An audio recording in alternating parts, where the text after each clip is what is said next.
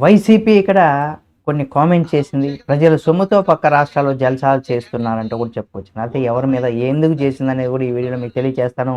ప్రజల సొమ్ముతో సీఎం చంద్రబాబు, అలాగే డిప్యూటీ సీఎం పవన్ కళ్యాణ్ గారు, మంత్రి లోకేష్ గారు స్పెషల్ ఫ్లైట్‌లో జల్సాలు చేస్తున్నారంటూ కూడా వైసీపీ అయితే ఆరోపిస్తుంది. వీకెండ్ వస్తే చాలు స్పెషల్ ఫ్లైట్‌లో హైదరాబాద్‌కు వెళ్ళిపోతున్నారు.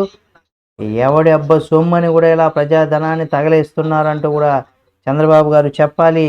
ఈ నెల 17 ఈ నెల 17 నెలల్లో కూడా అంటే ఈ 17 నెలల్లో అంటే కూటమి ప్రభుత్వ అధికారంకి వచ్చినటువంటి ఈ 17 నెలల్లో చంద్రబాబు 80 సార్లు, లోకేష్ 83 సార్లు, పవన్ కళ్యాణ్ 104 సార్లు హైదరాబాద్‌కు వెళ్లారని కూడా విమర్శలు గుప్పిస్తూ పైనున్న అంటే ఎక్స్‌లో కూడా పోస్ట్ చేశారు.